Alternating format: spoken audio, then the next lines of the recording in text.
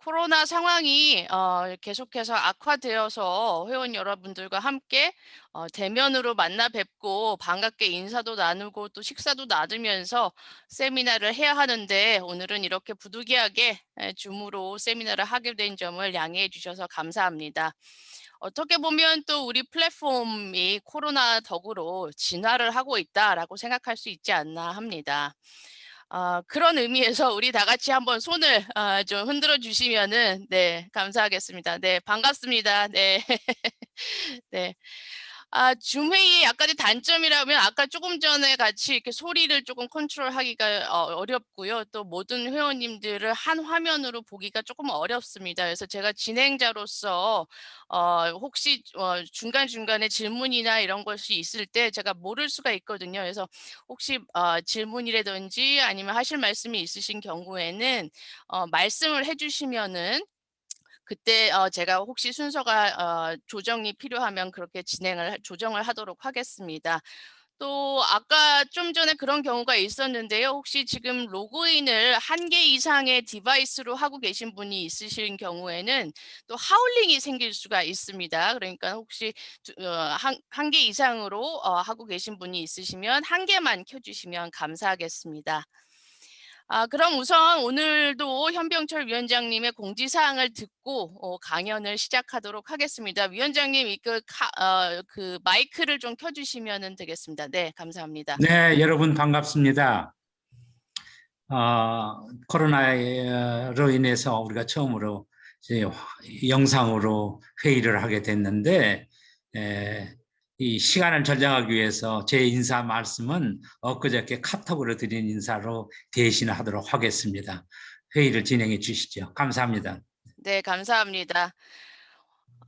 오늘 지금부터 세미나를 시작하겠는데요. 오늘은 최상목 농협대 총장님을 모시고 재정과 한국 경제라는 제목의 강연을 듣도록 하겠습니다. 최상목 총장님은 여러분들 모두 아시겠지만 현재 플랫폼 회원이시고요. 기획재정부 1차관을 역임하셨습니다. 아까도 말씀드렸던 것처럼 강연을 듣는 동안에는 마이크를 꺼주시면 감사하겠습니다. 총장님, 그럼 시작해 주시겠습니까? 네, 감사합니다. 최상목입니다. 제가 하기 전에 제가 PPT를 띄워놓고 얘기를 시작하겠습니다.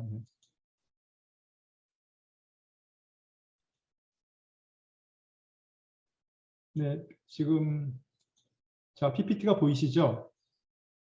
네, 그러면은 이제 시작을 하겠습니다. 최상목입니다. 오늘 그 플랫폼 세미나에서 여러분께 발표를 할 수 있게 돼서 매우 영광입니다. 오늘 플랫폼 세미나는 아마 2가지가 처음이라고 할 수 있을 것 같습니다. 하나는 처음으로 시도되는 화상 세미나라는 점이고요. 또 하나는 그 분야의 전문가가 아닌 사람이 처음으로 발표를 하는 그런 사례가 아닌가 생각합니다. 김병일 장관님 같이 우리나라 최고의 재정대가 앞에서 제가 재정에 대해서 얘기를 하는 것 자체가 개인적으로 매우 조심스럽지만, 아마 회원님들께서 재정에 대한 걱정을 많이 하시다가 재정 전문가가 아닌 저한테 이 문제에 대해서 발제를 하라고 그 하명을 하신 취지는, 그러니까 비전문가 시각에서 좀 쉽게 그리고 균형 잡힌 시각에서 평가를 해달라는 취지로 이해하고 그 오늘 얘기를 진행하겠습니다. 자, 그럼 모두 화면 보이는 부분들 다들 정리 잘 하셨죠? 그리고 복장도 다 이렇게 편하게 다 입으셨으니까 이제 시작하겠습니다. 아시는 바와 같이 재정이라고 하는 것은 이제 정부가 수행하는 경제 활동을 의미합니다. 경제 활동을 화폐 단위로 표시된 정부의 수입과 지출 활동이기 때문에 혹지 않은 화폐로 표현된 국가라고 얘기를 합니다. 슌페터가 여러 가지 얘기를 했습니다만, 슌페터의 책의 The Crisis of the Tax State에 보면은 예산을 보면 그 국가의 미래가 보인다라는 취지의 그런 언급이 많이 있습니다.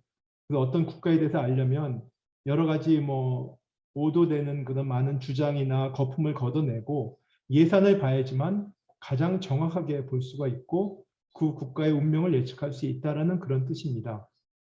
그래서 오늘 강의의 제목을 재정과 한국 경제라고 한 이유는, 재정이 우리 한국 경제의 미래를 위해서 제 역할을 하고 있는가라는 질문에 대해서 같이 한번 생각을 해보겠다라는 취지입니다. 그래서 주로 재정에 포커스를 맞춰서 얘기를 해볼까 합니다. 재정의 역할은 뭐 재정학 교과서에 보면 머스그레이브의 자원 배분, 소득 분배, 경제 안정과 성장 이렇게 얘기하는 것이 전통적인 역할입니다. 최근 들어서는 이 중에서 이제 소득 분배와 경제의 어떤 성장 잠재력 확충의 정부 재정의 역할이 강조되고 있습니다. 그래서 이런 부분들 제가 언급을 간단하게 하겠습니다. 그래서 과거에는 이제 큰 정부냐, 작은 정부냐는 논쟁이 계속 이어져 왔습니다. 근데 이 논쟁은 뭐 이론적으로는 의미가 있지만 실제적으로는 이제는 큰 의미가 없다고 보여집니다. 지난 250년 넘는 시간 동안의 어떤 자본주의 역사를 보면 결국은 정부의 역할이 계속 커져 왔습니다. 뭐 대공황이라든지 2차 대전, 그리고 우리로 글로벌 금융위기, 코로나 상황을 봤을 때 정부의 역할이 커졌다고 볼 수 있습니다. 그래서 이제는 큰 정부냐 작은 정부냐가 중요한 것이 아니고 그 국가나 그 시대 상황에 필요한 정부의 역할이 무엇이냐가 중요하고, 그 다음에 필요하다면 예를 들면 위기 극복이라든지 소득 분배 개선이라든지 경제 성장 인프라 구축 같이 필요한 정부 역할이라면 적극적으로 재정을 투입해야 된다는데 다들 이견이 없는 것 같습니다. 다만 낭비 없이 지속 가능성이 중요하다. 이렇게 보시면 될 것 같습니다. 그래서 오늘 첫 번째 질문은 우리 재정은 소득 재분배 역할을 잘하고 있느냐라는 것입니다. 소득 재분배, 소득 분배를 보려면 잘 아시는 바와 같이 지니계수라는 게 있습니다. 이탈리아 통계학자의 이름을 딴 것입니다. 그래서 지니계수가 0이면 완전 평등한 거고요. 1이면 완전 불평등한 겁니다. 그래서 소득 지니계수를 보면은 그래도 대체적인 소득 분배 상황을 알 수가 있습니다. 근데 지니계수 두 가지가 있습니다. 하나는 시장소득 지니계수가 있고 하나는 가처분 소득 지니계수가 있습니다. 시장소득 지니계수는 정부가 개입을 하기 전에의 지니계수입니다. 근데 가처분 소득 지니계수는 정부가 세금을 걷고 거둔 세금으로 여러 가지 재정 지출, 그 다음에 공적 자금, 공적 지원을 한 이후에 그런 지니계수입니다. 그래서 가처분 소득 지니계수가 조금 더 소득 분배 상태가 개선이 되겠죠. 그래서 시장소득 지니계수와 가처분 소득 지니계수의 차이를 보면은 정부가 얼마나 소득 재분배 역할을 잘했느냐라는 걸 알 수가 있습니다. 그래서 이걸 국제 비교를 해보겠습니다. 지니계수 국제 비교입니다. 이거 제가 그린 그림이라서 좀 조각카드로 이해를 주시기 바랍니다. 노란색을 보시면 노란색이 최종적인 소득 불평도를 말하는 가처분 소득 지니계수입니다. 근데 우리나라가 여기 화살표에 있으면 보이잖아요. 우리나라가 이게 높을수록 나쁘다고 했죠. 그러니까 우리나라가 OECD 국가로 치면은 상당히 높은 수준입니다. 가처분 소득 지니계수가. 그러니까 소득 분배 상태가 썩 좋은 건 아니라는 겁니다. 근데 이제 여기서 강조하고 싶은 거는 우리나라가 그동안 경제 성장기에 60년대 이후로 소득 분배와 경제 성장을 함께 이룬 나라 중에 하나입니다. 그래서 실제로 보면은 소득 분배 상황이 굉장히 많이 좋아진 것입니다. 근데 여기 비교는 OECD 국가니까 선진국과의 비교입니다. 그래서 우리가 소득 분배 상황이 굉장히 좋았는데 이제 90년대 들어와 가지고 세계화라든지 뭐 탈산업화가 진행이 되고 그다음 우리가 외환위기도 맞고 글로벌 금융위기도 맞는 상황에서 90년대 들어와서 소득 분배 상황이 좋아진 것이 좀 정체되고 나빠지기도 했습니다. 그래서 전 세계적으로 보면은 굉장히 좋은 상황이지만 아직까지는 선진국과 비교해 보면은 가처분 소득 지니계수가 썩 좋은 상태는 아니다라고 보시면 될 것 같고요.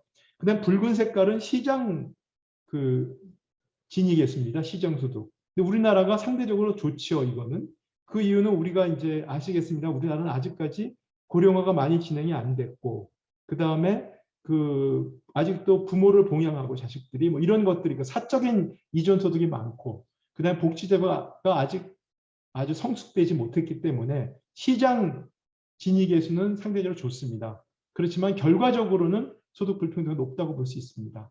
그래서 우리가 이 시장 지니계수와 그다음에 가처분 소득 지니계수를 차이를 비교한 지니계수 개선율을 보시면 우리나라가 OECD 국가 중에서 멕시코 다음으로 나쁩니다. 이 얘기는 뭐냐 하면은 우리나라 정부의 소득 분배 기능, 그러니까 소득 분배 개선 기능이 다른 국가들에 비해서 옛날보다 늘어났지만 아직까지는 매우 미약하다. 그래서 정부의 소득 재분배 기능 그 역할이 그렇게 상대적으로 썩 잘 되고 있지 못하다라는 그런 평가입니다. 그래서 이런 평가, 이런 문제의식을 갖고 지금 현재 정부가 2017년도에 정부가 출범할 때 당시의 경제 정책 방향의 슬로건이 분배 성장의 선순환입니다. 물론 그 레토릭으로는 사람 중심의 경제라고 했습니다. 그래서 잘 아시겠습니다만 분배 상황을 개선을 시켜서 그것이 성장으로서 선순환을 시키겠다라는 그런 경제 정책 방향을 세웠고요. 거기에 따른 재정 정책 방향이 바로 재정 지출 증가 속도를 경상 성장률보다 5년 동안 매우 높이겠다. 그래서 이거는 재정 운영의 어떤 기조의 180도 전환입니다. 지금까지는 재정 지출 증가 속도, 그러니까 보시면은 그 결과 2017년 이후로 총 지출 증가율이 경상 성장률을 상회했습니다. 물론 2020년도 이후에는 코로나 위기 영향이 있지만 2020년 전에는 위기 전이기 때문에 의도적인 어떤 재정 지출 증가라고 볼 수 있습니다. 그래서 이런 기조는 과거 정부와 다른 아주 큰 전환이라고 볼 수 있습니다. 통상적으로 재정 전문가들 얘기를 생각해 보면은 경상 성장률이라고 하는 건 성장률이 실질이 있고 명목인데 명목 성장률을 얘기합니다. 이 명목 성장률은 어떻게 말하면 기업으로 시작하면은 재정 지출이 투입이라고 보면 재정 투입의 성과라고 볼 수가 있고요. 그 다음에 재정 수입이 경상 성장률 수준으로 연계가 됩니다. 그래서 통상적으로는 지금까지는 경상 성장률 이내에서 재정 지출 증가율을 관리하는 것이 이런 것들이 원칙으로 여겨져 왔는데 이제 이 정부 들어서는 재정 지출 증가율이 의도적으로 향후 5년 동안 경상 성장률을 높이겠다. 그 이상으로 늘리겠다라는 이제 목표를 세웠습니다. 그래서 우리 과거에는 외환위기나 글로벌 금융위기 정도 빼고는 이제 그런 적이 없었는데요. 이런 정부의 재정 정책의 전환 기조가 전환이 됨에 따라서 2017년도부터는 재정 지출 증가율이 경상 성장률을 상회하게 됩니다. 그래서 이 기조 전환의 배경은 제 생각으로는 재정의 소득 재분배 역할이 시급하라는 어떤 시급성이 있었다고 볼 수 있고요. 그 다음에 우리 재정은 건전하니까 여유가 있다. 그래서 그동안 지나치게 균형 재정이라든지 재정 건전성의 논리에 포획되어서 재정이나 정부가 제 역할을 하지 못했다. 그래서 이렇게 해서 사회가 안전망을 갖추고 나면 성장 잠재력도 확충이 될 것을 기대한다. 이런 정도의 배경이 아닐까 생각합니다. 실제로 재정 지출이 증가한 거는 아시겠지만은 여기 2020년 본 예산까지만 제가 적은 이유는 2020년 본 예산은 2019년도에 편성이 됩니다. 그 얘기는 코로나 이전까지의 상황을 얘기하는 겁니다. 코로나 이전까지에도 보건복지 고용 지출이 증가함에 따라 가지고 총 지출을 재정 지출을 견인을 했다고 볼 수 있습니다. 그래서 그에 따라서 재정 지출 증가율이 늘었다라는 걸 강조할 수 있습니다. 그래서 이런 배경에 따라서 현재는 복지 지출 증가가 재정 지출을 견인하고 있습니다. 그래서 이런 배경에는 일단 우리 재정이 굉장히 건전하다라는 그런 인식이 깔려 있는 것 같습니다. 그래서 과연 그러면 우리 재정은 얼마나 건전한가라는 것을 한번 우리가 볼 필요가 있을 것 같습니다. 지금 2021년도 재정 총량은 물론 숫자는 이게 지금 추경이 반영이 되고 해서 조금 디테일한 숫자는 좀 차이가 있습니다만은 일단 현재 전체적인 지출 규모가 605조 원입니다. 그리고 재정 수지가 올해 기준으로 90조 원 적자입니다. GDP의 한 44%, GDP가 경상 GDP가 한 지금 2,000조 원이라고 보시면 됩니다. 그래서 국가 채무는 2,000조 원에 964조 원, 그러니까 한 47%의 국가 채무가 지금 쌓여 있다고 볼 수 있습니다. 네. 재정 건전성을 판단하는 지표는 크게 보면 재정 수지와 그 다음에 재정 수지가 쌓여서 되어 있는 국가 채무를 갖고 얘기를 합니다. 재정 수지를 보려면은 지금 이게 우리나라 재정 지출과 재정 수입인데요. 붉은 선이 재정 수입이고요. 그 다음에 노란 선이 재정 지출입니다. 아까 말씀드린 것처럼 재정 지출의 증가 속도가 재정 수입의 증가 속도를 2017년부터 더 가파라지죠. 그래서 2019년에 재정 지출 자체가 재정 수입의 절대 금액을 상회하기 시작합니다. 그래서 2019년부터는 재정 지출이 더 늘어나게 되는 것이죠. 제가 본 예산이라고 2020년을 따로 표시한 이유는 본 예산 편성까지는 코로나가 발생하기 전이기 때문에 이때까지 그 위기 상황 전에도 이미 재정 지출이 재정 수입을 상회하기 시작했다는 걸 보여드리기 위해서입니다. 그리고 코로나 위기 상황이 돼서 추경을 편성함에 따라서 이 폭이 더 커졌다고 볼 수 있습니다. 그래서 이런 상황, 그러니까 재정 수입 지출이 재정 수입을 이 상회하는 상황을 일본의 예를 볼 때 일본의 잃어버린 이 30년의 시절에 1990년도부터 발생을 해서 이걸 악어의 일이라고 일본 사람들은 그 언론에서 얘기를 하기 시작했습니다. 그래서 일본이 1990년도 이후 악어의 입이 벌어지기 시작했다라고 문제의식을 가지는데 그 우리나라의 경우에도 물론 코로나 위기 상황이 이걸 가세했지만 악어의 입이 그 상황이 우리나라도 우려가 되고 있다라는 문제의식을 가지게 되는 이제 그런 그래프라고 볼 수 있습니다. 이 통합재정수지, 재정수지에는 이제 통합재정수지가 있고 관리재정수지가 있는데요. 이건 좀 너무 기술적이라서 제가 설명을 생략하겠습니다.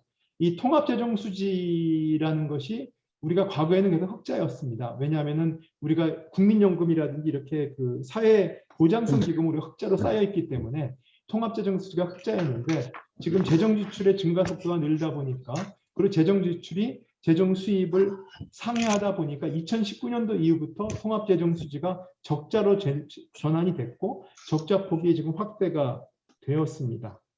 그래서 지금 마이너스 한 4% 정도 GDP 규모의 정도 수준에 현재 수준에 지금 있다고 볼 수 있습니다.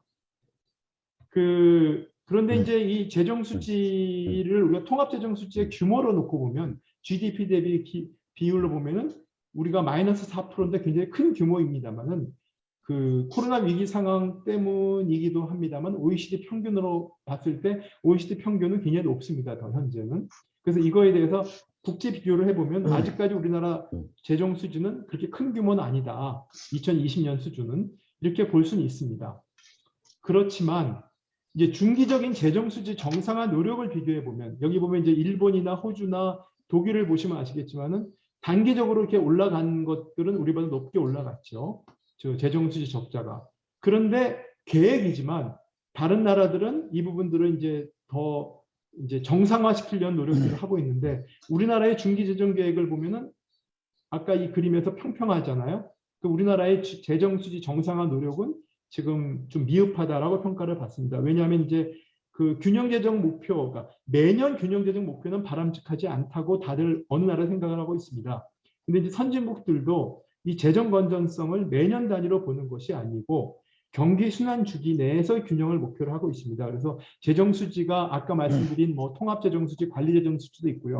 그다음에 경기 재정 재정 수지라고 해가지고 이런 부분들까지 포함한 재정 수지를 관리하는 나라도 있고요. 스웨덴 같은 경우에는 7개년 평균으로 목표로 관리를 하기도 합니다. 그래서 결론적으로 말씀드리면 어느 나라든지 재정 수지에 대한 관리를 하고 재정 수지가 매년 균형을 목표로 하지는 않지만 한 5년 단위, 10년 단위의 균형을 회복하기 위해서 노력을 하고 있다.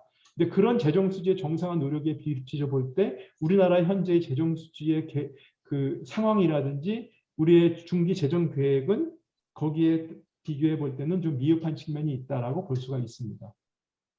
국가 채무를 놓고 보겠습니다. 국가 채무는 재정 수지가 쌓이면 이제 국가 채무가 됩니다. 국가 채무가 되는데 이 국가 채무도 여러 가지 그 정의가 있습니다. 근데 이제 여기는 그 중에서 가장 그 협의의 국가 채무를 놓고 봤을 때 우리나라는 현재 GDP의 한 36%였다가 코로나19 상황이었을 때 한 40% 근처로 왔습니다. 그러다 현재는 47%까지 올라갑니다. 그래서 GDP 대비 국가 채무 비율은 계속 이제 증가를 합니다. 그 코로나19 위기에는 이제 이후 그러니까 2020년 본 예산이 아니고 2020년 추경부터 지금까지는 이제 위기의 상황이라고 볼 수가 있고요. 2020년 본 예산까지는 현 정부 출범해서 복지 지출을 증가시킨 결과라고 볼 수 있습니다. 그렇지만 이제 GDP 대비 국민 부담, 그러니까 조세 부담률이나 국민 부담률, 조세 부담률은 이제 조세 부담률이고요. GDP에서 국민 부담률은 조세 부담 플러스에다가 여러분 아시다시피 사회보장 기업, 그러니까 국민연금이라든지 건강보험, 뭐 이런 부분들에 대한 고용보험, 이거에 대한 기여금을 포함한 거를 얘기합니다. 그래서 우리가 조세부담률이나 국민부담률은 별로 늘지 않았습니다.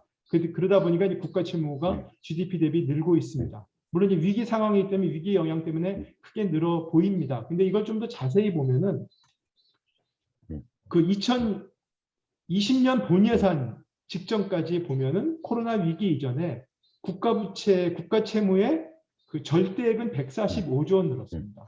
근데 코로나 위기 19, 2기 이후에 는 걸 보니까 159조 원 늘었습니다. 그런데 이 비율 자체, GDP 대비 비율은 더 코로나19 위기 이후에 크게 는 것처럼 보인 이유는 그 코로나19 위기 이후에 경상 GDP 자체가 제자리 걸음을 했습니다. 우리가 GDP가 이제 마이너스 성장을 했기 때문에요. 그래서 이 분모 자체가 이때는 분모 자체가 제자리 걸음을 하니까 똑같이 150조 정도 규모가 늘었음에도 불구하고 GDP 대비 비율은 훨씬 늘어난 것처럼 보이는 것입니다. 그래서 절대 규모, 국가 부채의 절대 규모를 놓고 보면 코로나19 위기 이전에도 상당폭 늘었다라고 우리가 볼 수가 있습니다. 그리고 2018년, 19년을 보면은 우리가 5개년짜리 계획을 세웁니다. 중기재정 계획을 세우는데 이 계획은 항상 실현되지는 않은 경우가 많습니다. 그렇지만 매년 이제 기재부에서 세우는데요. 이 5개년 계획을 놓고 보면 2018년, 19년 계획이 이 정부 들어서 세운 계획입니다. 근데 보시면 그 전까지는 실현이 가능하지 않더라도 나름대로는 국가 채무 비율을 5개년 대에서는 좀 낮추려고 하는 노력들이 있습니다. 그렇죠? 모양이 꺾이잖아요. 근데 2018년, 19년 그래프를 보면은 이게 올라가죠. 그러니까 이제 그 전까지는 그 계획 수립 단계부터 적극적인 재정 확장 의지가 반영된 것으로 보입니다. 그리고 2020년도에 세웠던 계획은 결국 2024년까지 그 국가 채무 비율을 GDP 대비 60% 수준까지 올리겠다라는 것이고요. 그 다음에 이런 것들이 지금 이제 좀 비판을 받으니까 2021년도에 지금 발표되지 않았지만 이걸 한 55% 수준으로 낮추는 지금 계획을 준비 중에 있는 걸로 알고 있습니다. 그렇지만 이 기울기는 계속 올라가는 우상향하고 있는 그런 그 계획을 현재도 가지고 있다고 볼 수 있습니다. 그래서 이렇게 국가 채무의 어떤 비율을 국제 비교를 해보면 현재 국가 채무 비율은 그 여러 가지 기준이 있지만 그 IMF 기준으로 치면 우리가 49% 정도 2020년 기준으로 되어 있습니다. 선진국 평균은 그 120%입니다. 그러니까 굉장히 건전합니다. 이 규모를 놓고 보면.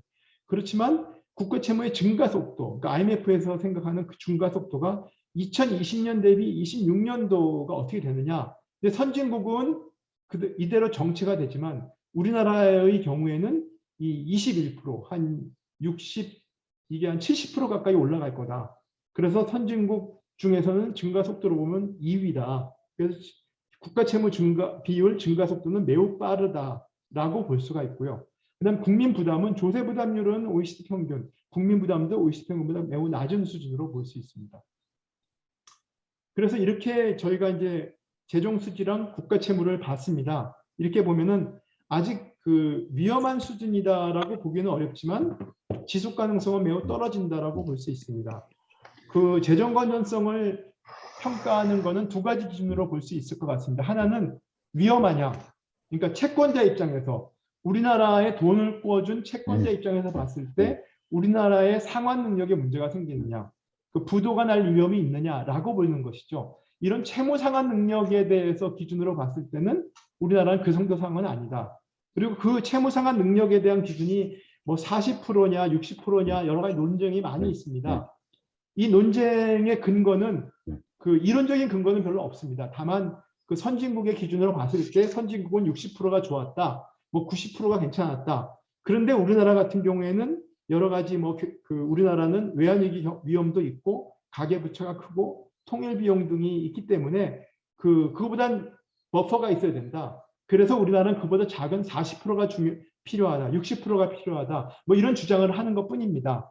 그래서 개인적으로 생각할 때 이런 어떤 그 일반적인 기준은 존재하지 않는다고 봅니다. 다만 우리나라의 경우에는 기초통화국이 아닙니다. 그래서 기초통화국이 아닌 나라는 훨씬 더 이걸 작게 관리하고 있고요. 그다음에 우리나라 같은 경우는 국가 총부채, 그러니까 기업이나 가계부채를 포함한 국가 총부채가 이건 양호한 편이 아닙니다. 여기 보시면은 매크로 영어로 매크로 레버리지라고 해서요. 우리나라도 보시면은 그 정부 부채는 낮은 편인데 가계부채나 기업부채는 상당히 큰 편이잖아요. 그래서 이거 합친 매크로 레버리지, 국가 총부채를 놓고 보면은 선진국 대비 그렇게 양호하지는 않습니다. 물론 뭐 일본보다는 좋지만요. 이 매크로 레버리지가 우리나라의 신용평가에 매우 중요합니다. 왜 그러냐면 우리나라에 돈을 꿔준 사람 입장에서 놓고 보면 예를 들어서 어떤 집에 돈을 꿔줬는데 그 집에 아버지가 굉장히 그 재정이 튼튼하면 아들이나 딸이 문제가 좀 생겨도 별 문제가 없잖아요. 왜 아들이 뭐 문제가 생겨도 아버지가 돈을 갖다가 해결해 줄 테니까. 그렇듯이 우리나라의 기업이나 가계부채의 위험성을 경고하지만 그래도 우리나라 신용등급이 유지되는 이유는 뭐 가계부채 문제가 생겨서 가계의 부채가 부실이 돼서 정부가 인수해주고 정부가 거기에 대해서 여러 가지 대책을 마련을 해도 국내적으로 해결할 수 있다는 거죠. 왜냐하면 정부 부채가 건전하기 때문에. 그래서 국가 전체적으로 채무 상환 능력에는 문제가 없을 거라는 그런 신뢰가 있다는 것이죠. 그렇기 때문에 우리 신용등급에 큰 문제가 없다는 것입니다. 그래서 제 생각으로는 이런 위험성의 이슈도 결국 우리가 기초통화국이 아니다. 그 다음에 우리나라의 기업 가계부채를 고려한 그런 신용평가기관이나 외국인 투자자 입장에서 이걸 봐야 되지 않느냐 생각이 들고요. 그런 견지에서 보면 아직 위험하다고 볼 수는 없습니다만은 뭐 안심할 수 없는 상황입니다. 그리고 이제 두 번째 기준은 지속 가능한지의 문제입니다. 결국은 이 재정이라고 하는 것이 결국 재정에 지금 여유 공간이 있다는 뜻은 여유 공간이 단기적으로 있다 하더라도 이거는 현재 세대, 지금 우리 세대가 이걸 소진할 권리가 없다는 그런 그 시각이죠. 지금 우리가 여유 공간이 있는 거는 결국 이전 세대, 우리 과거의 세대, 우리 부모의 세대에서 노력을 한 결과라는 것입니다. 그래서 지금 만약에 재정에 어떤 여유 공간이 있다 하더라도 지금 우리나라는 고령화 속도가 전 세계적으로 가장 빠릅니다. 그래서 가만히 있어도 지금의 복지제도를 그대로 유지하더라도 복지 지출은 급증할 거로 예상을 하고 있습니다. 예를 들어서 뭐 여러 가지 예상이 있습니다만은 낙관적인 예상으로 봐도 2050년, 60년대에 가면 우리나라 GDP 대비 국채 비율은 뭐 100%는 분명히 넘을 거고 130%, 170%까지 갈 거라고 예상을 합니다. 그 이유는 뭐냐면 조세 부담률이 크게 변화가 없을 경우에 그 전제이고 지금의 복지제도 자체가 확대되지 않는다 하더라도 그냥 고령화만 진행이 돼도 지금의 복지제도 스킴만 가지고도 그 정도로 복지 지출이 늘어난다는 것이죠. 그래서 결국은 불가피하다는 겁니다. 복지 지출 급증은 불가피하고 그렇기 때문에 현재 세대의 입장을 놓고 봤을 때 저희가 비록 지금 여력이 있다 하더라도 지금 재정 지출이 필요하다 할 경우에 이 재정 지출 내용이 지금 꼭 필요한 것이냐,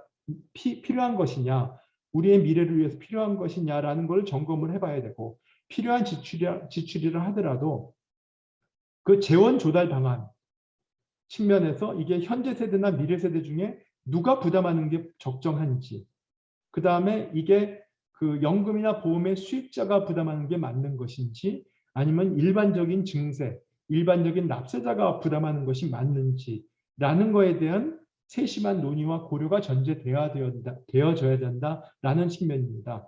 예를 들면은 복지 지출의 일반적인 복지 지출은 항구 지출입니다. 그래서 항구 지출은 증세와 같은 항구 재원에서 조달하는 게 맞고 뭐 위기 대응이라든지 일시적인 경기 부양과 같은 일시적인 지출은 뭐 부채로 조달이 가능하다라는 원칙이 있습니다.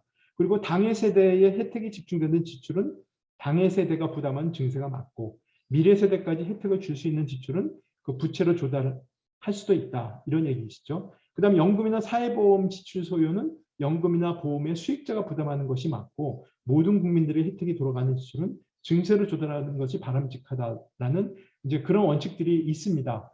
이런 이제 원칙의 측면을 놓고 봤을 때 이제 지난 몇 년 동안의 재정 지출의 내용을 보면은 좀 아쉬운 측면이 있는 것입니다. 왜냐하면 이제 공무원 증원을 해서 인건비가 올라가고 기초연금이나 아동수당 등 현금 복지가 올라갔습니다. 이런 부분들은 증세로 조달하는 것이 원칙입니다.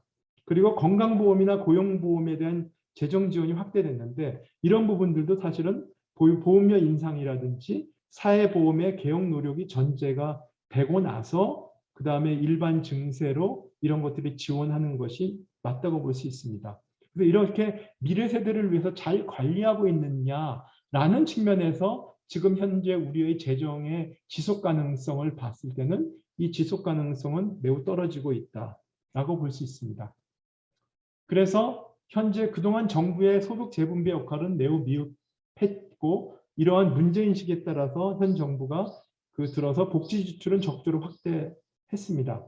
그렇지만 재정의 지속 가능성은 위협을 받고 있다라는 것이 지금의 상황이라고 볼 수 있습니다. 그러면은 세 번째 질문, 정부의 소득 재분배 역할은 어떻게 해야 되냐라는 것입니다. 소득 재분배, 소득 불평등 완화를 위한 정부의 정책 과제는 두 가지가 있습니다. 하나는 이미 발생한 소득의 불평등을 완화하는 것입니다. 그 제도는 소득 사회보험, 그러니까 우리 국민연금이라든지 건강보험, 고용보험 이런 것들이 있죠.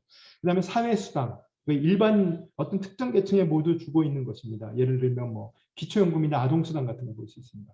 사회부조는 빈곤층을 지원하는 것입니다. 기초생활보장제도 같은 거 될 수 있습니다.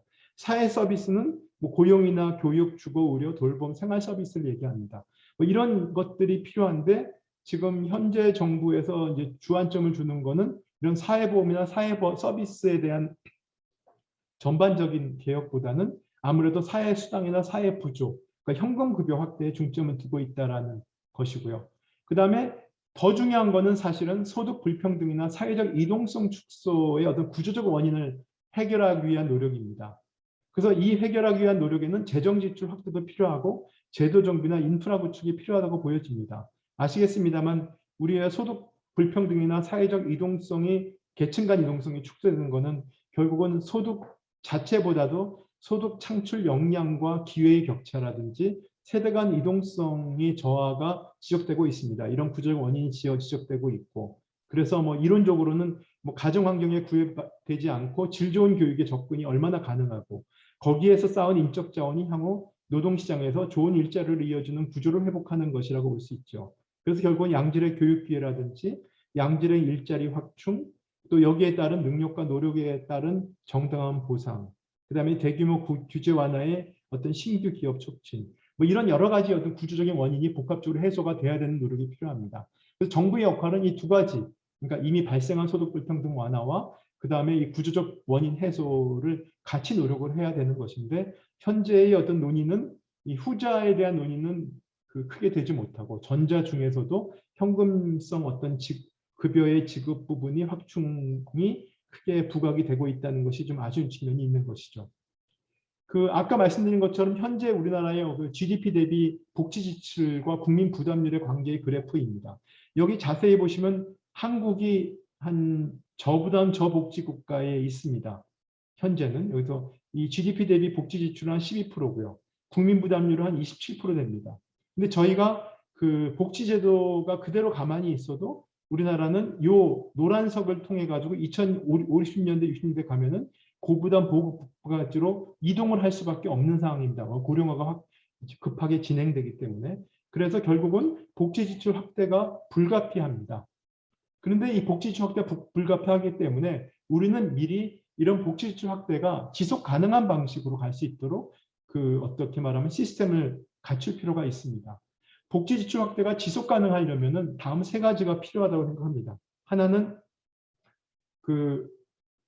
이제 왜냐하면 복지 지출 확대는 매우 지속 가능성을 담보하는 게 굉장히 어렵습니다. 재정 지출 중에서도 경제 성장에 대한 투자는 지속 가능성을 유지하기가 쉽죠. 왜냐하면 투자하면 재정 지출을 확대해도 결국 경제 성장으로 이어질 가능성이 크기 때문에 그 지속 가능성 유지하기 쉽지만 복지 지출의 확대는 매우 어렵습니다. 왜냐하면 복지 지출의 확대의 원인은 고령화나 소득 불평등은 결국은 고령화가 되면 복지 지출이 늘죠. 그 다음에 소득 불평등이 심하면 복지 지출이 더 늡니다. 그래서 결국은 복지 지출 확대는 재정의 지속 가능성을 또 위협하게 됩니다. 그래서 이런 경우에 결국 지속 가능성에 대한 노력을 하지 않으면 복지 지출 확대는 지속 가능하지 할 수가 없습니다. 그래서 그런 노력이 필요하다라는 것을 강조드리고 싶고요. 그래서 그런 측면에서는 세 가지 노력이 필요합니다. 하나는 어떠한 복지 지출이냐라는 것입니다. 왜냐하면 어차피 재원은 한정이 되기 때문에 우선순위를 정해서 국민의 어떤 인간다운 생활을 보장하기 위해서 꼭 필요한 복지 지출의 내용이 무엇인지에 대한, 무엇을 위해서 어디에 사용해야 되는지에 대한 어떤 국민적인 합의가 필요합니다. 그 합의 하에서 일단 일정의 복지 지출 규모가 만들어지면 이 지출 규모에 따라서 재원 부담은 누가 할 것인지, 그 다음에 어떻게 지금 현재 현 세대의 지출 조세로 할 것인지, 미래 세대가 하는 국가 채무를 할 것인지에 대한 수준에 대한 합의가 필요하다고 보여집니다. 그리고 국민 부담이 커지기 때문에 이 재정을 운영하는 정부도 재정 운영을 잘 하겠다는 약속이 필요합니다. 약속에 대한 어떤 신뢰를 구축할 수 있는 제도적 장치가 필요하다고 보여집니다.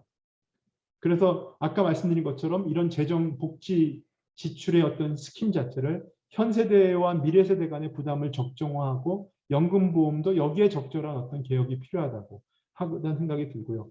그 다음에 지출의 어떤 엄격성, 그러니까 재정 준칙이라고 하는 것이 이제 정직적으로 운영하자는 것이 아니고 재정 주칙에 따라서 지속 가능하게 운영하는 재정 준칙을 만드는 것이 필요하고, 그 다음에 이거에 대한 효과성, 그 다음에 투명한 재정 집행이 필요하다고 보여집니다. 미국의 뉴딜 정책이 성공한 이유는 그 여러 가지가 있지만 그 중에 하나가 그 미국의 공공사업진흥청이라고 얘기하고 있습니다. 공공사업진흥청이 독립적인 감찰을 했기 때문에 대공황 이전의 미국은 도금 시대로서 부패의 온상이었습니다. 근데 루즈벨트 대통령이 들어와서 뉴딜 정책을 실행하면서 이 부분의 투명성과 그 다음에 이런 부분들이 보장이 됐기 때문에 국민의 신뢰를 얻었다고 보여질 수 있습니다. 그래서 결론적으로 말씀드리면 그동안 정부의 소득 분배 개선 노력은 부족을 했고 이를 강화하려고 하는 현 정부의 문제인식은 맞는 방향이었다고 볼 수 있습니다. 그러나 방법론 측면에서 문제를 지적할 수 있을 것 같습니다. 먼저 소득 불평등 완화를 위한 그런 구조적 원인 해소 노력을 미흡했다라는 것이고요. 그 다음에 재원 조달 방식도 좀 지나치게 부채 확대에 의존을 했고, 그 다음에 연금이나 사회보험 개혁 노력이 미흡했다. 그리고 재정 건전성에 대한 지적이 커지니까 2020년이 돼서야 재정 준칙을 제정했는데 이에 대해서도 좀 논란이 있습니다. 그리고 그동안 세웠던 중지 재정 계획도 지속 가능성에 대한 고려가 부족했다라는 지적을 받고 있습니다. 그래서 결국은 국가 부채 비율이 한 60%까지는 여력이 있으니까 당분간은 이런 그 현금 급여를 확대도 문제가 없다는 인식이 깔려 있는 거 아니냐. 그리고 위기 상황이니까 뭐 이런 부분들에 대한 그 좀 인식이 깔려 있다는 비판을 받고 있습니다. 하지만 아까도 말씀드렸듯이 그 단기적으로 여유 공간이 좀 있더라도 현 세대가 이를 소진할 권리는 없고요. 지금의 여유 공간도 앞의 세대의 어떤 노력의 결과이기 때문에 꼭 필요한 재정의 역할인지, 그다음에 재원 부담 주체가 적정한지에 대한 진지한 고민과 그 폭넓은 논의가 그 아쉬운 대목입니다. 그래서 경직적인 재정 운영은 바람직하지 않지만 그렇지만 지속 가능한 재정 운영은 반드시 필요하다라는 것이죠. 그래서 그 얘기를 제가 마치면서 현재 뭐 내년 대선을 두고 여러 가지 그 우리나라의 정부의 경제사회 정책에 대한 논의가 활발히 지금 시작되고 있습니다. 근데 개인적으로는 논의의 시작점은 정부의 역할을 재정립하는 데서 출발해야 되지 않냐 생각을 하고 있습니다.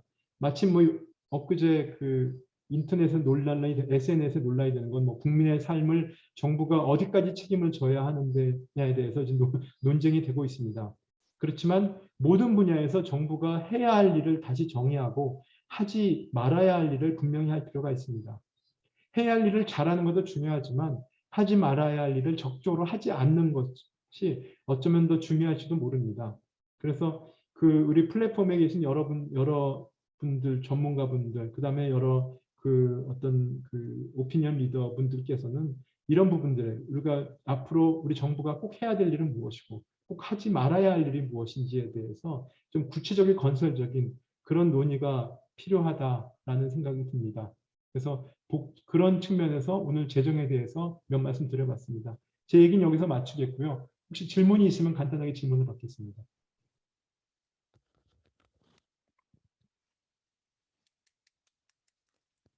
시청자님, 오늘 강연 감사합니다. 오늘은 우선 지정 토론자분이 계시거든요. 그래서 네네. 지정 토론자분부터 우선 기회를 드리도록 하겠습니다. 그래서 정가병 회원님부터 시작해 주시면 감사하겠는데요. 마이크 열어주시고 정 총장님 질문 주시면 감사하겠습니다.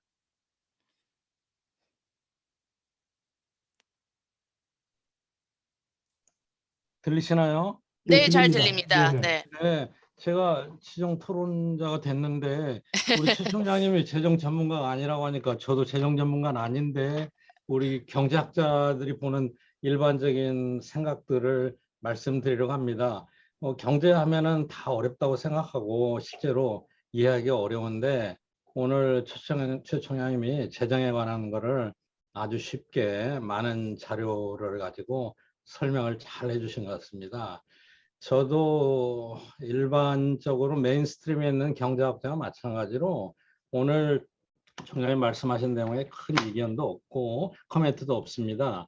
그러나 우리 재정 문제는 이미 최 총장님 말씀하신 데 다 녹아 들어있지만은 제 생각에는 간단히 세 가지 문제라고 생각해요. 첫 번째 문제는 지금 국가 부채 비율이 아주 급격하게 증가하고 있습니다. 아까도 말씀을 이미 하셨는데 우리가 국가 채무를 어느 정도 바운더리로 정하느냐, 뭐 D1, D2, D3 이렇게 했는데 오늘 자료는 주로 아까 말씀하신 대로 국가의 직접적인 거, 협의의 부채를 중심으로 말씀하셨는데 이거를 조금 확대하면은 그 절대 수치도 높고 또 증가하는 채무 비율이 증가하는 속도가 굉장히 빠릅니다. 그래서 이게 큰 우려를 자아내고 있고 또 두 번째는 이렇게 증가가 많이 되고 그러면은 정부가 이제부터라도 뭔가 좀 이 타이트하게 관리하고 또 아까 결론에서 말씀하신 대로 해야 할 일과 해야 하지 않을 일 구별하면서 이걸 해야 되는데 최근 들어서 우리 재정이 정체화되고 있습니다. 그래서 뭐 기본소득, 뭐 현금성, 시혜성, 복지 이런 거에 관심이 많아서 전혀 관리가 되고 있지 않습니다. 최소한의 관리도 안 되고 있는 거죠. 예를 들자면 뭐 가덕도 공항도 그런 케이스고요. 뭐 이제 뭐 타당성 조사 이런 거 다 뭐 전부 정치화되고 있어요. 근데 또 더 우려되는 거는 일부 국민들은 여기에 또 박수를 보내고 있으니까 나라가 어디로 갈지 걱정이 됩니다.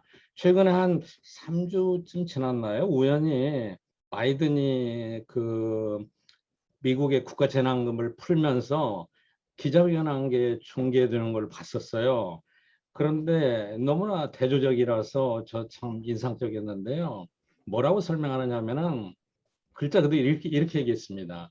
우리가 어려운 시기에 재난지원금을 각 가정에 보내야 되는데 어떻게 보낼까를 뉴욕에 있는 콜롬비아 대학의 의뢰에서 분석을 했다.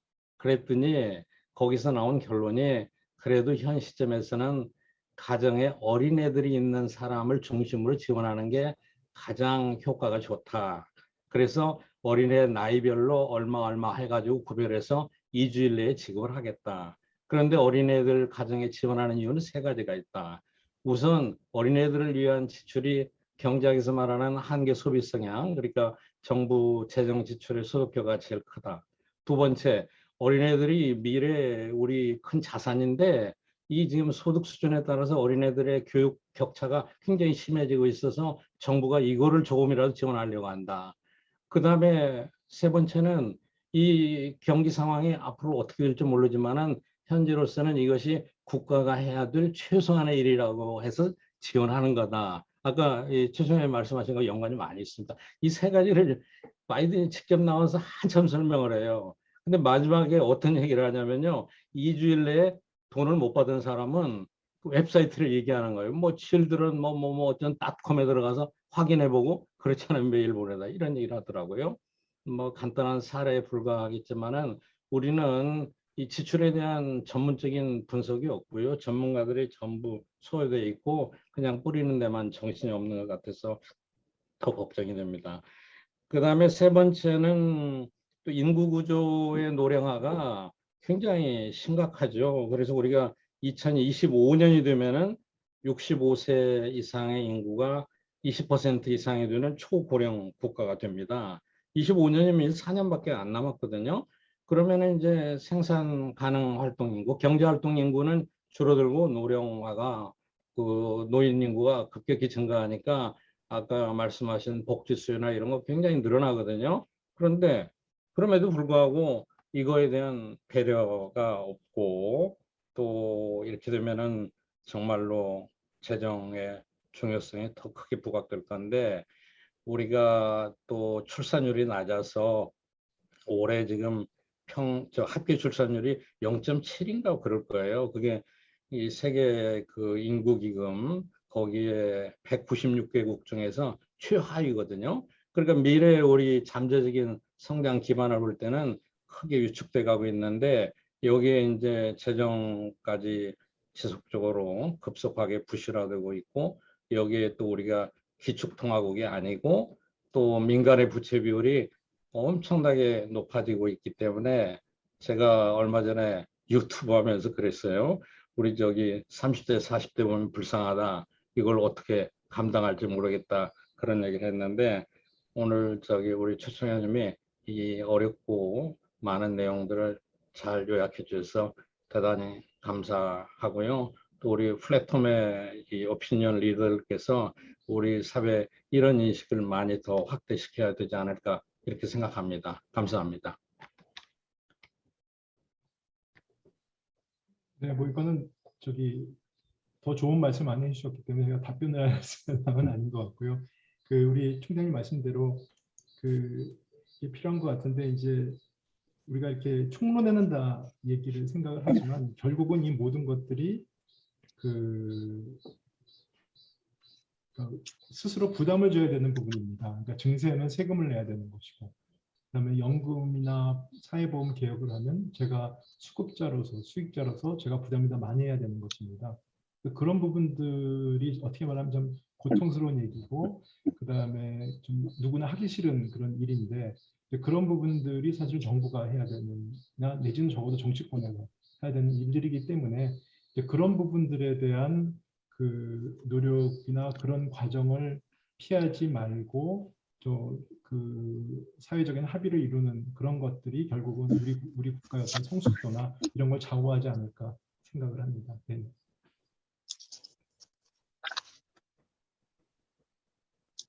네, 그 다음에는 육동환 회원님, 안녕하세요. 예, 안녕하세요. 네. 반갑습니다. 저는 지금 강원도 춘천에 있습니다.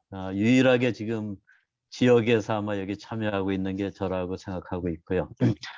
먼저 아까 우리 김병일 장관님 계신데 제가 재정에 관한 지식과 경험은 거의 다 김병일 장관님 밑에서 배운 겁니다. 말씀 하나 드리고 지금도 뭘 얘기하려니까 옛날에 김병일 장관님 사무실에 보고하러 들어가는 기분이 들어서 굉장히 지금 긴장이 되고 있고요. 두 번째는 2008년도에 제가 경제정책국장 시절에 우리 최상목 학장이랑 그 당시에 빠르게 위기를 극복하기 위해서 고군분투하고 굉장히 노력하던 그런 시기가 회상이 됩니다만 지금도 또 그러한 상황에 우리 경제사회가 맞닥뜨리고 있는 그런 시기가 아닌가 싶습니다. 전반적으로 최상목 학장께서 정리해 준 그런 재정에 대한 기본 인식, 또 저희가 배우고 저도 이제 관료 생활로서 재정을 접하면서 느끼던 그런 건데 그 이후에 최근에 오늘 학장님 설명하신 여러 가지 상황들, 거기서 나오는 그런 어떤 논리적 근거, 환경적 배경, 또 나오는 숫자들은 어쩌면 저 자신도 굉장히 생소한 그런 상황에 지금 저희가 직면하고 있잖아 생각하고요. 많은 부분을 학장님께서 잘 정리해 주셨는데 저 역시 지금의 어떤 위기 상황이 어느 정도 정돈이 되면은 재정을 갖다 다시 차분하게 하기 위한 여러 가지 개선 노력 또 어떤 구조적 노력들을 재정 당국이나 우리 전체가 좀 해야 되지 않냐 생각하고요. 그중 하나가 이제 재정의 어떤 지속 가능성을 담보하기 위한 재정 중칙을 좀 제대로 좀 확실히 재정립하는 일이 필요하겠다는 말씀을 드리겠습니다. 재정의 역할 중에 어떤 소득 재분배 기능을 강조해 주셨고, 거기에 따른 우리의 수준, 또 그거를 개선하게 하는 방법, 또 그간 우리 재정이 해온 부분을 잘 설명해 주셨는데, 재정의 가장 중요한 역할이 소득 재분배임은 말할 수 없습니다. 당연합니다만은 최근 들어서의 여러 가지 여건은 사실은 그 경제의 어떤 패러다임이 바뀌고 또 환경이 바뀌기 때문에 이해가는 측면도 있지만은 아까 설명한 대로 굉장히 걱정되는 측면도 많이 있습니다. 그래서 더더군다나 이제 그 내년에 뭐 대선 등 그 정치적 상황이 결부되면서 어떤 그 소득과 관련된 그 어떤 소득 지원과 관련된 많은 논란이 우리 사회에 있습니다. 제가 길게 말씀 안 드려도 잘 아시겠지만은 가장 대표적인 것이 이제 기본소득에 관한 논의가 있고요. 제가 찾아봤더니 그와 다 다른 개념으로 조금 제한적이지만은 안심소득이라는 그런 주장도 있습니다. 또 지난 5월에 우리 기재부의 그때 선배 동료들께서 아마 책을 하나 발간하면서 좀 부상이 됐던 그런 내용입니다만은 부의 소득, 과거 저희가 채택해서 그 시행하고 있는 근로장려금하고 비슷한 구조이기도 하지만은 저 어떤 보편적인 지급이라는 측면에서는 다른 성격도 있는 것 같습니다만은 부의 소득에 관한 그 논의도 있습니다. 이런 논의들이 다 필요하고 우리 재정의 어떤 역할을 갖다 재정립하기 위해서 필요한 논의지만은 굉장히 또 혼란도 주고 걱정도 주고 있습니다. 아마 미래 세대와 관련된 그런 점을 우리 학장께서 강조했는데 저 역시 이제 그러한 입장에 서 있다는 말씀을 드립니다. 또 최근에 그 코로나 재난지원금이 반복적으로 이루어지면서 어떻게 이제 국민들의 인식, 어떻게 보면은 조심스러운 편이지만은 자꾸 이런 논의나 지원에 좀 우리가 좀 익숙해지고 있지 않냐는 그런 걱정도 없지 않아 있습니다. 그래서 저는 우리 최상목 학장님께 최근에 이러한 논의, 그 소득 보전형, 그 현금성 지원 급여와 관련된 논의에 관해서 우리 최상목 학장님 어떻게 평가하고 있고 우리 사회가 이것을 어떻게 정리해 나갔으면 좋겠는지에 대해서 우리 학장님이 아마 견해를 좀 물어보는 것으로서 제 그 토론을 좀 마무리할까 합니다. 감사합니다. 네, 잘 들었습니다.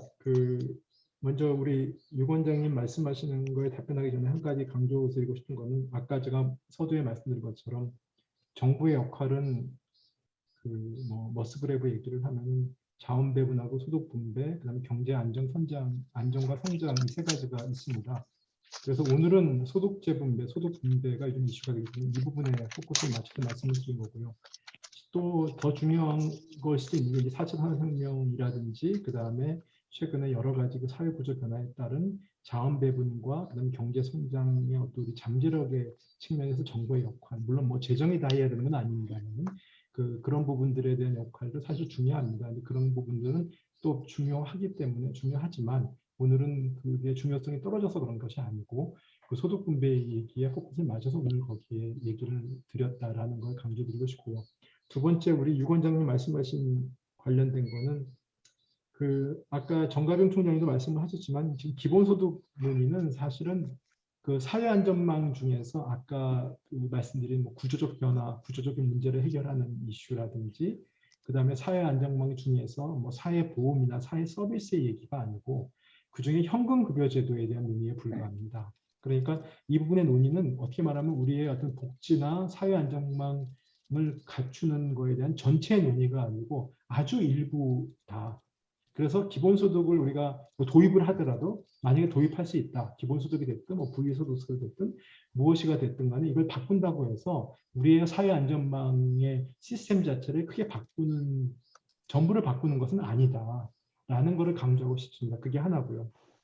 그다음에 두 번째는 기본소득하고 부의소득세, 아까 그 안심소득도 마찬가지인데 이 개념들은 기존의 우리의 그 현금 지급의 원칙, 그러니까 현금 지급의 원칙은 근로연계복지입니다. 그러니까 노동을 한 사람들, 노동에 연계해서 지원을 하는 것이죠.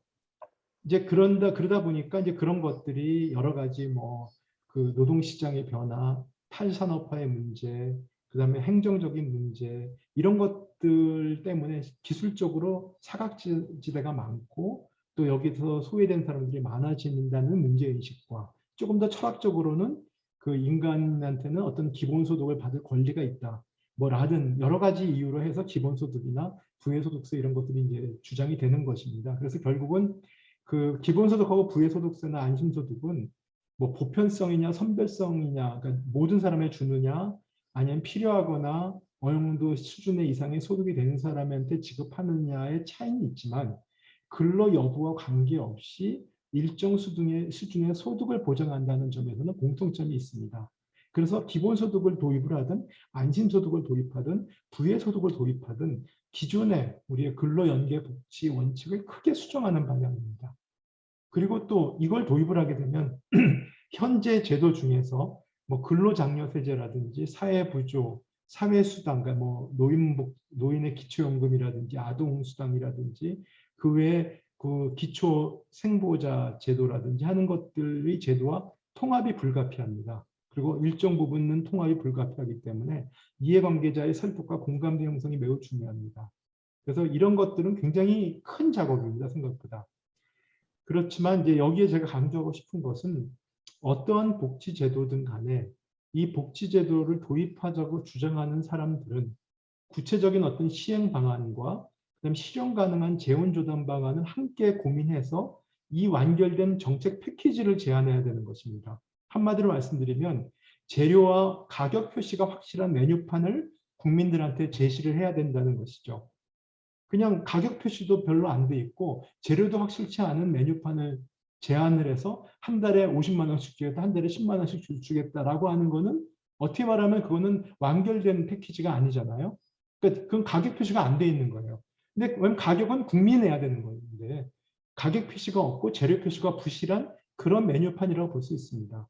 그래서 이런 재료와 가격 표시가 확실한 메뉴판을 제시를 해야 되는 것이고 그 제시된 것 중에서 국민들이 이게 근로연계복지냐 보편복지냐 선별복지냐 아니면 내 부담이 얼마나 되느냐라는 내 개인적인 철학과 선호에 따라서 국민들이 선택을 하도록 만드는 것이 정치권, 정부, 그 다음에 어떤 그 전문가의 몫이라고 생각합니다. 그래서 재원부담 등 가격 표시가 없는 메뉴판은 국민들의 선택 대상 그리고 지금의 어떤 논의의 대상에서 제외하는 것이 가장 먼저 선행되어야 된다고 생각합니다. 그래서 그런 것들의 어떤 검증을 거친 그런 메뉴판 가지고 그다음에 건설적이고 그다음에 그런 생산적인 토론이 필요하다. 그리고 나서는 뭐 기본소득이나 부의소득이냐 아까 말씀하신 안심소득이냐 하는 거는 좀 철학과 그다음에 또 어떤 그 이상의 문제 이상의 있어서 차이의 문제라고 생각합니다. 뭐 답변이 됐는지 모르겠습니다. 네. 네, 총장님 감사합니다. 혹시 다른 회원님들 질문 있으신가요? 질문 있으시면 마이크를 켜시고요. 질문해 주시면 되겠습니다.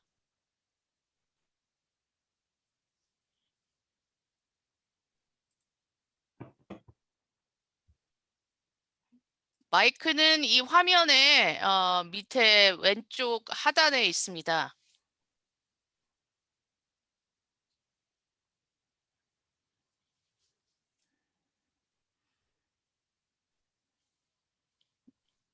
네, 모두 질문이 없으신 것 같습니다. 총장님. 네, 나정일 저기 나대사님 거기 그 마이크를 켜주시면 될 것 같습니다. 대사님 그 마이크를 켜주셔야 합니다.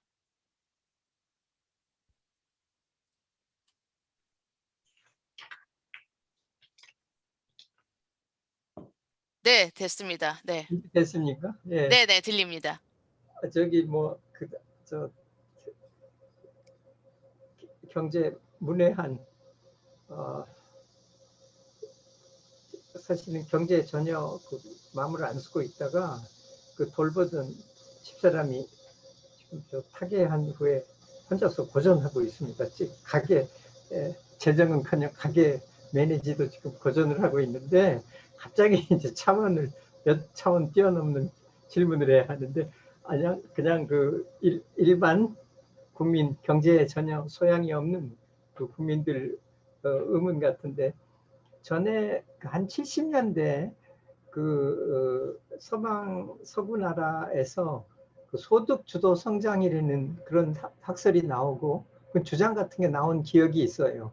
근데 현실 경험은 별로 좋지가 않았다 하고 기억이 돼요. 그런데 우리나라 지금 하는 거 보니까 복지든 뭐든 아무튼 잘해서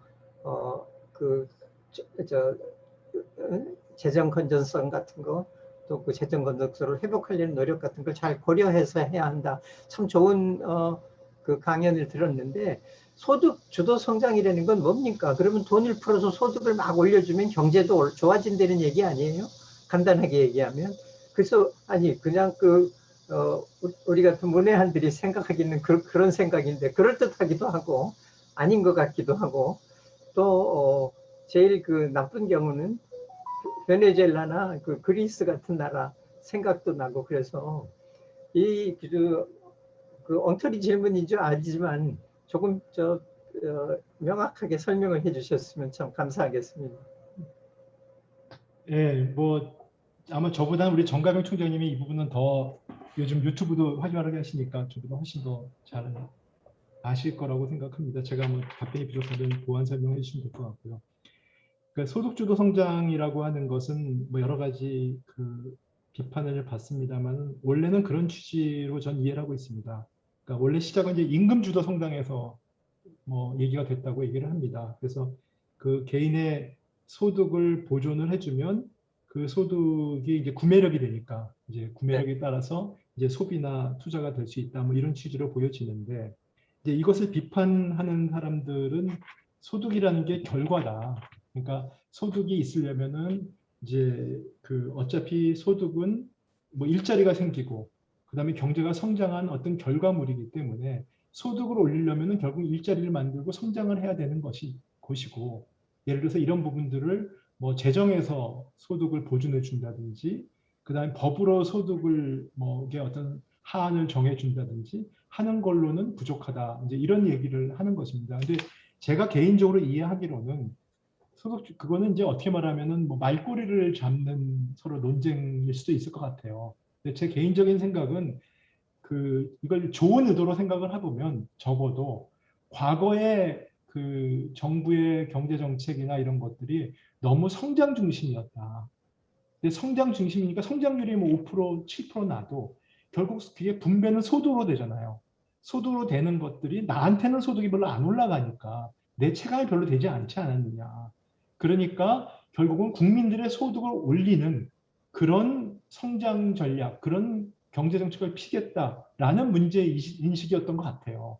단지 이제 그거에 대한 방법론에 있어서 방법론 자체가 처음에 시작한 것들이 이제 약간 비판을 받아서 그런 것이지. 그렇게 생각하면 이 소득주도 성장이라고 하는 거는 뭐 사실은 뭐 박근혜 정부 때 얘기했던 국민 행복을 추구한 성장이나 그 전에 생각했던 뭐 MB 때 얘기했던 예를 들어서 뭐 OECD에서 얘기하는 포용적 성장이나 크게 차이가 없다고 볼 수도 있는 것입니다. 그래서 이 소득주도 성장의 취지 자체는 우리가 성장률이나 그 다음에 이런 것들 수출액이나 이런 것들이 중요한 것이 아니고 국민의 소득, 국민의 행복 이런 것들이 실제로 경제정책의 주 목표가 돼야 된다라는 문제의식이라고 보여집니다. 그래서 저는 개인적으로 그 문제의식은 맞다고 생각하고요. 단지 그 문제인식을 푸는 방법에 있어서 가장 핵심은 결국은 일자리고 그 다음에 경제라고 하는 건 순환이잖아요.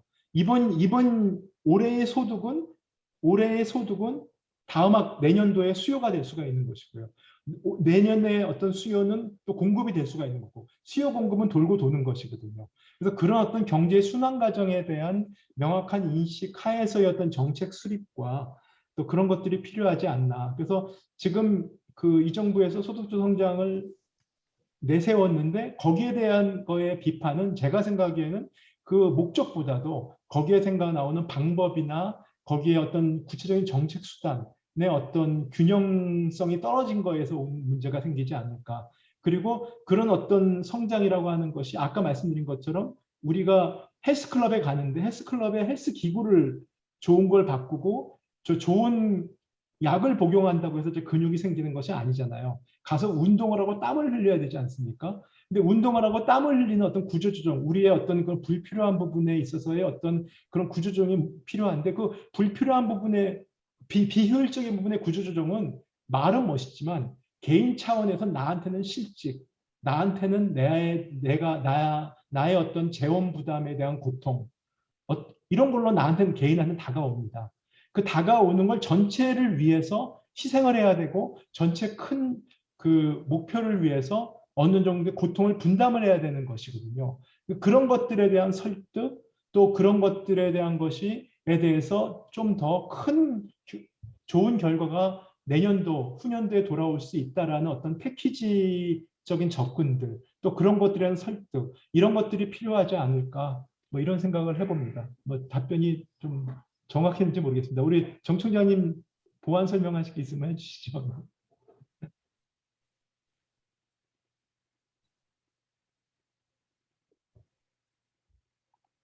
총장님 마이크 제가 켜주시. 네네. 말씀드려도 될까요?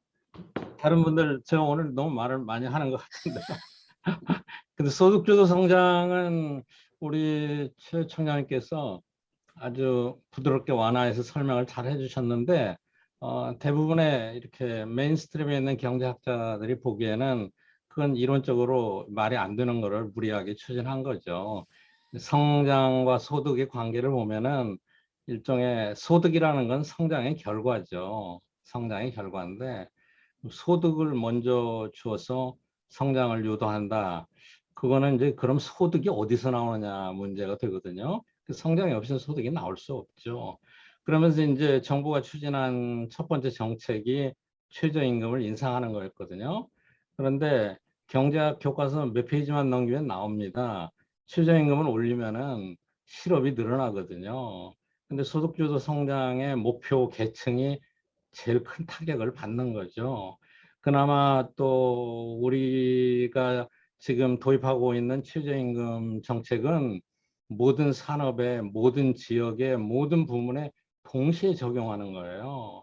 그런데 우리가 산업별로 임금 격차도 많고 제조업, 서비스업의 격차도 많고 그러니까 그거를 조금 더 정교하게 최저임금을 인상하려면은 부문별로, 산업별로 그걸 다 맞춰서 조정을 해야 되는데 일방적으로 그렇게 하니까 뭐 이 제조업하고 서비스, 영세 서비스하고 엄청 차이가 나잖아요. 그러니까 당연히 고용이 줄어들고 실업이 많이 늘어나죠. 그래서 제가 알기로는 지금 정부 사람들도 요즘엔 소득주도란 말을 안 쓰는 것 같아요. 그래서 그거는 케인즈가 한 유명한 말이 있습니다. 의사는 잘못하면은 한 사람의 생명을 그 앗아가게 하는데 경제학자, 경제정책은 잘못하면은 수백만 명을 굶주리게 한다. 이게 우리 현실에 그대로 적용되지 않나 하는 생각이 듭니다.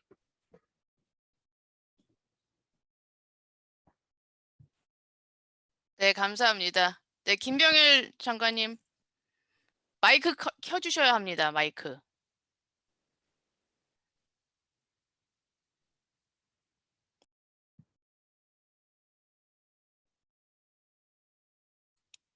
다시 꺼졌습니다. 장관님 마이크 다시 켜주시면 될 것 같습니다. 네, 됐습니다.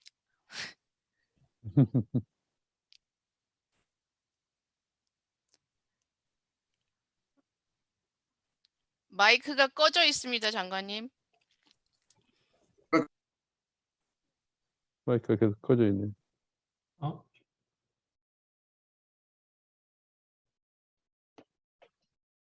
장관님 클릭을 한 번만 해주십시오. 네, 됐습니다. 됐어요? 네, 네. 예. 아유, 안동에서 인사드립니다. 아까 시작할 때도 인사를 못 드렸기 때문에 인사 겸해서 오늘 최상목 총장님께서 공부를 잘 가르쳐 주셔가지고 감사하다는 말씀도 드리고 또 우리 육동환 우리 동지께서 또 제 이름을 또 소환을 아까 하는 것 같아가지고 제 소감을 간략히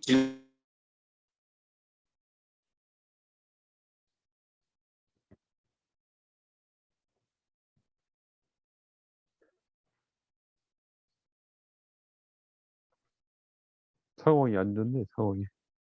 뭔가 프리즈가 된 것 같은데요. 네. 다시 나왔습니다. 네네.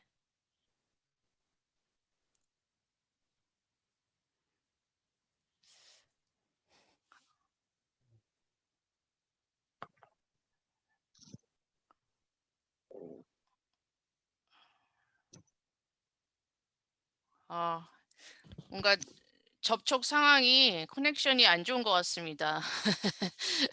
말씀을 꼭 네, 다시 들어오시긴 했는데. 네, 들어오셨는데 보니까. 네. 네. 그리고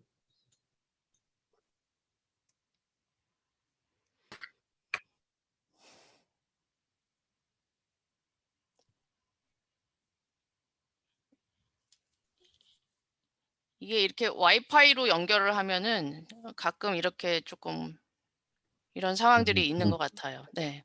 음,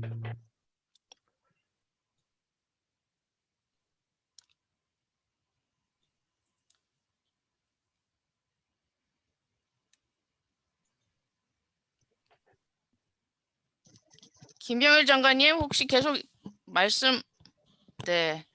아무래도 상황이 안 좋은 것 커넥션이 안 좋은 것 같아서요. 그냥 계속 진행하겠습니다. 혹시 다른 회원님들 계신가요? 사실 1시가 훌쩍 넘어 가지고 마무리를 해야 될 때인 것 같긴 합니다. 혹시 꼭 이거는 내가 얘기하고 가야 되겠다 하시는 회원님 있으시면 말씀해 주시고요. 네. 없으신 것 같으니까는 오늘 강의는 이렇게 마무리하도록 하겠습니다. 최 총장님 오늘 강의 준비하시느라고 수고 많으셨습니다. 저희도 굉장히 그 소득 분배와 또 복지 지출의 중요성은 굉장히 잘 인식을 하고 있는데 우리가 과연 미래 세대를 위한 지속 가능한 재정 관리를 잘 하고 있는지 하는 의문을 가지고 있었는데 그런 부분에 있어서 다시 한번 생각해 보게 하는 강의였다고 저는 생각합니다. 오늘 세미나는 플랫폼이 처음으로 화상 세미나로 진행을 한지라 사실 운영위원회에서 걱정을 많이 했었습니다.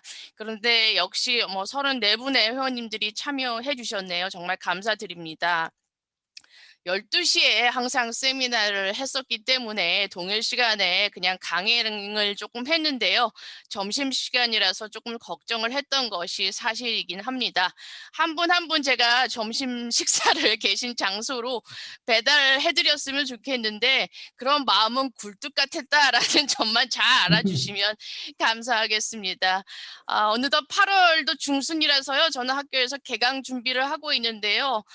코로나 상황이 엄중하지만 모두 건강하시고 다음 달에는 대면으로 뵙기를 희망하면서 오늘 세미나를 모두 마치도록 하겠습니다. 모두 수고하셨고요. 다음 달에 뵙겠습니다. 감사합니다. 네, 감사합니다. 네, 감사합니다. 잘 배웠습니다. 총장님 잘 배웠습니다. 각자 나가면 되는 거죠? 네, 김 위원장님 들어오셨네요. 말씀하십니다. 말씀 마지막에 하시죠. 끝나는 멘트를 제가 들었기 때문에 네. 제가 더 이상 얘기는 안 하겠고요. 하여간 제가 하던 옛날하고 지금하고 너무 달라졌기 때문에 제가 지금 어안이 벙벙한 것을 다시 한번 확인을 했습니다. 하여간 재정도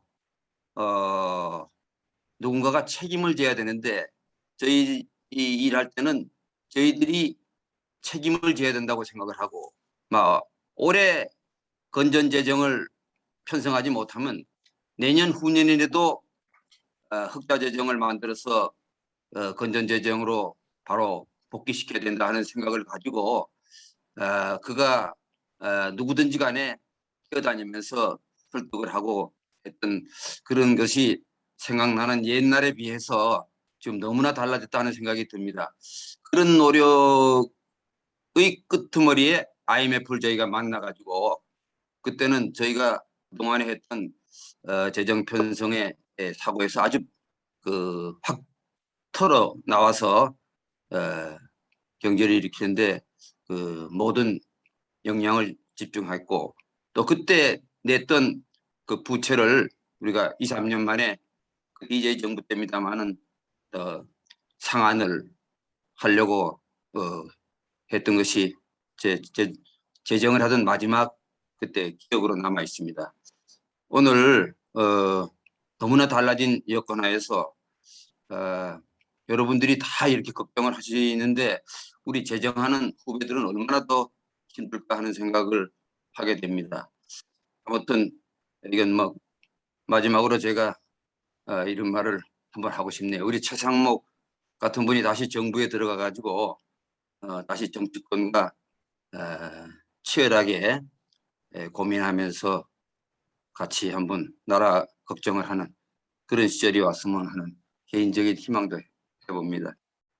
대단히 죄송합니다. 시골서 여러 가지로 분류한 상태에서 여러분들 귀중한 시간을 많이 할애받아서 죄송합니다. 자, 다음 또 기회 될 때 뵙도록 하겠습니다. 감사합니다. 네, 감사합니다. 모두 수고하셨습니다. 최춘향님 수고하셨습니다. 네, 수고하셨습니다. 네. 네, 네. 정 교수님 수고하셨어요. 네, 수고하셨습니다. 네, 수고하셨습니다. 감사합니다. 네, 네, 잘 배웠습니다. 네, 나가기 하면 되는 거죠, 각자들. 예. 네, 네.